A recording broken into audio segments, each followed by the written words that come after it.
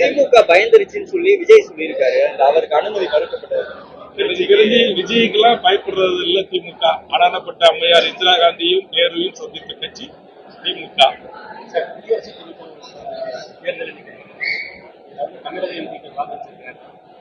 எனக்கு வாக்களிப்பது என்பது அவருடைய உரிமை.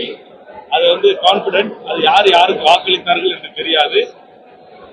தமிழ்நாட்டை சேர்ந்த ஒருவர் இந்திய நாட்டின் குடியரசுத் தலைவராக வெற்றி பெற்றால் நான் அவரை வாழ்த்துகிறேன், அவரை பாராட்டுகிறேன். ஆனால் அவர் தேர்தலில் போட்டியிடுகின்ற அரசியல் கட்சியான பாரதிய ஜனதா என்கிற அரசியல் கட்சியின் மீது எனக்கு மாறுபட்ட கருத்து இருக்கிறது. தனிப்பட்ட குடியரசு துணைத் தேர்தலில் போட்டியிடுகின்ற சிபிஆர் ராதாகிருஷ்ணன் அவர்கள் ஒரு நல்ல மனிதர், நம்முடைய கொங்கு சிறியில் பிறந்த ஒரு தமிழர். அவர் இந்திய நாட்டின் குடியரசு துணைத் தலைவராக தேர்ந்தெடுக்கப்பட்டால் ஒரு தமிழனாக எனக்கு பட்டிருக்க மகிழ்ச்சி. மதுரை மாநகராட்சியில 200 கோடி ரூபாய் ஊழல் சம்பந்தமா மதுரை மேயருடைய கணவர் அரசு பண்ணிருக்காங்க. அதுக்கப்புறம் மதுரை இன்னைக்கு ஒரு 4 பேர் அதிகாரிகள் அரசு பண்ணிருக்காங்க. இதே மாதிரி திமுக மேயர் கைது செய்வதற்கு நடவடிக்கை எடுக்கின்ற மாதிரி சொல்லியிருக்காங்க. இதே மாதிரி திமுகவை சேர்ந்த இன்னொரு குழு பாத்தீங்கன்னா நகை கொள்ளையில ஈடுபட்டிருக்காங்க. இது சம்பந்தமா என்ன? திமுக உறுப்பினர்கள் அங்கொன்று இங்கொன்றுமாக இது போன்ற சம்பவங்களில் ஈடுபட்டு கைது செய்யப்பட்டு சட்டத்தை முன் நிறுத்தி கண்டிக்கப்படுவது உண்மையிலேயே வரவேற்கக்கூடியது. திமுக என்கிற ஆளுங்கட்சி பிரமுகர்கள் தவறு செய்தாலும் இந்த அரசு இந்த காவல்துறையும் கைது செய்யும் நடவடிக்கை எடுக்கும் என்பதற்கு முன்னுதாரணமாக இருக்க வேண்டும். அப்படி இருந்திருப்பதாகத்தான் இந்த விடயத்தில் நான் பார்க்கிறேன். திமுக நினைத்திருந்தால் இதில் ரெண்டிலையும் அவர்கள் அதிலிருந்து அவர்களை நழுவிட்டிருக்கலாம். கைது செய்யாமல் ஆளுங்கட்சி பிரமுகர் என்கிற அடிப்படையில் அவர்களை கைது செய்யாமலேயே இருந்திருக்கலாம். கைது செய்திருப்பது உண்மையிலேயே வரவேற்கக்கூடியது. முக்கிய குற்றவாளி விசாரணையில் அவர் முக்கிய குற்றவாளி என்று தெரிந்தால் காவல்துறை விசாரணை அதிகாரிகள் அதை குறித்து உரிய நடவடிக்கைகளை எடுப்பார்கள். போராடுபவர்களையும் கேள்வி கேட்பவரையும்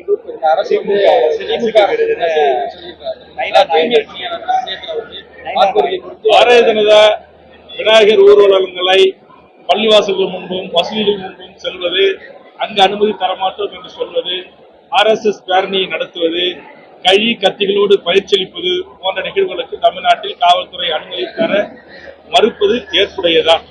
அப்போதுதான் சட்ட ஒழுங்கை காப்பாற்ற முடியும். இங்கு மத ரீதியாக மக்களிடத்தில் மோதல் வராமல் மக்களை பாதுகாக்க முடியும். இது போன்ற விடயங்களில் அனுமதி மறுப்பது ஏற்புடையதான். அதை நான் வரவேற்கிறேன்.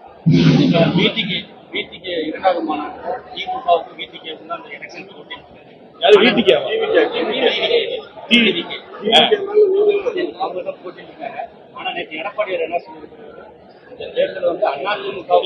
விஜய் அவர்கள் சொல்லலாம். என்னை பொறுத்தவரையில் தமிழ்நாட்டில் ஒவ்வொரு கிராமங்களிலும் ஒவ்வொரு பூத்துகளிலும் பூத்து ஏஜென்ட் உட்காரக்கூடிய அளவுக்கு கிளைகள் கொண்ட இருவரும் மிகப்பெரிய கட்சிகளாக ஒன்று திமுக, இன்னொன்று அதிமுக தான்.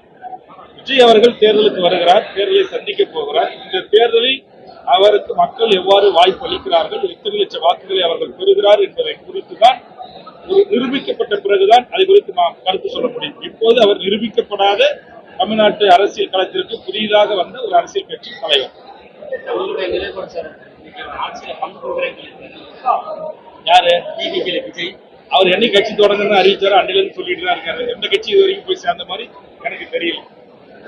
2024 நாங்கள் மதத்தின் பெயரால் மக்களை புலவுபடுத்துகிற அல்லது கூறு போடுகின்ற பாரதிய ஜனதா தலைமை இங்கு தமிழ்நாட்டில் ஒரு சில கட்சிகளை ஒருங்கிணைத்து ஒரு தேர்தல் கூட்டணி அமைத்திருக்கிறார்கள்.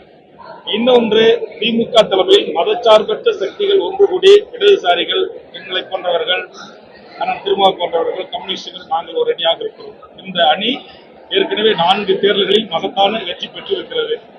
இப்போதைக்கு தமிழக வாழ்வுரிமை கட்சி இந்த நிமிடம் வரையிலும் திமுக தலைமையிலான கூட்டணியில் இடம்பெற்றிருக்கிறது. அது உங்களுக்கு நல்லா சொல்றேன். இப்போதைக்குல இருந்து நாங்க 4 தேர்தல ஒரே கூட்டணியில இருக்கிறோம், கூட்டணியில தொடர்கிறோம். தேர்தல் நெருக்கத்தில் கட்சியினுடைய செயற்குழு பொதுக்குழு கூடி அப்போது உரிய அறிவிப்பினை வெளியிட்டு அந்த செய்தியை பத்திரிகை ஊடகத்திற்கு சொல்வோம். மாற்றங்கள் ஏதாவது இருந்தால் கொலை, கற்பழிப்பு, வழிபறி, திருட்டு இதற்கெல்லாம் தாய்மொழியாக இருப்பது போதை, கஞ்சா, அபின் போன்ற போதைப் பொருள்கள். இதை வட மாநிலத்திலிருந்து வருகின்ற தொழிலாளர்கள் பெரும் அளவில் பாதிக்கிறார்கள். உங்கள் மாவட்டத்தில் தான் என்று நினைக்கிறேன் ஒரு இளைஞனை அடித்து கொலை செய்கிறார்கள். தடுக்க போன காவலரை தாக்குகிறார்கள். தொடர் வண்டியில ஏறி அவர் உண்மையிலே ரிசர்வ் செய்து பணம் கொடுத்து இருக்கிற டிக்கெட்டு உட்கார்ந்து இருக்கிற பயணியை வெளியில எடுத்து போட்டு இவங்க உட்கார்றாங்க. பேருந்துல கண்டக்டர் கேட்டா கண்டக்டர் அடிக்கிறாங்க. இப்படி வரம்பு மீறி இவர்கள் செயல்பட்டுக் கொண்டிருக்கிறார்கள். அதுக்காக தொடர்ந்து 15 ஆண்டு காலமா தமிழக வாழ்வுரிமை கட்சி இதர மாநிலங்களிலிருந்து, குறிப்பா வட இந்தியாவிலிருந்து இங்கு வேலை நிமித்தமாகவோ வேறு எந்த பிரச்சனைக்கு இங்க வந்தாலும், தொழில் தொடங்க வந்தாலும் அவர்களை கணக்கெடுத்து அவர்களை ஒரு வரமுறைப்படுத்த வேண்டும்.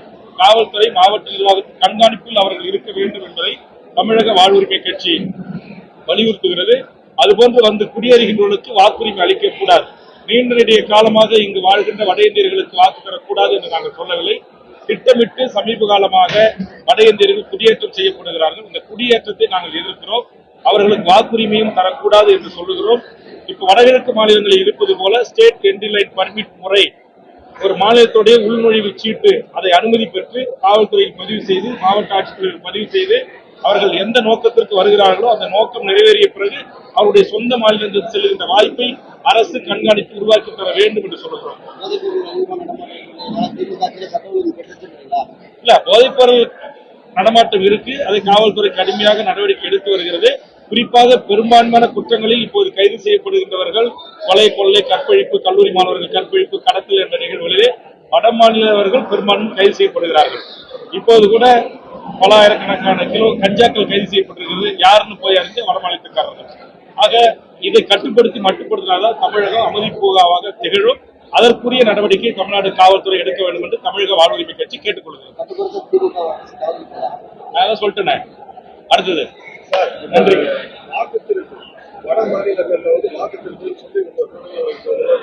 ஆமா, 65 லட்சம் பீகாருடைய வாக்காளர்களை நீக்கியிருக்காங்க. அதே மாதிரி ஒரு குடும்பத்தில் 50 ஓட்டு, 100 ஓட்டு, 150 ஓட்டு, செத்து போன ஓட்டெல்லாம் இருப்பதாக கணக்கு காட்டுறாங்க. உண்மையிலேயே வாக்களிக்க தகுதி பெற்றவர்கள் வாக்குச்சீட்டுல இல்ல, நீக்கப்பட்டிருக்கிறாங்க.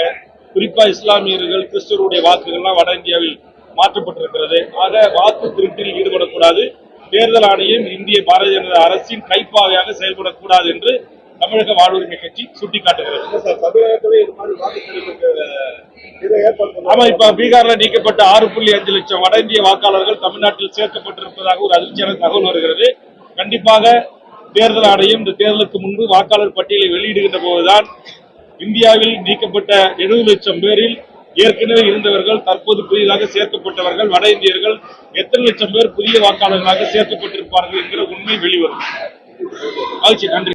பிளே ஸ்டோர் மற்றும் ஆப் ஸ்டோரில் இருந்து பாலிமர் செயலியை QR கோடு மூலம் பதிவிறக்கம் செய்யுங்கள். செய்திகளை உடனுக்குடன் பெறுங்கள்.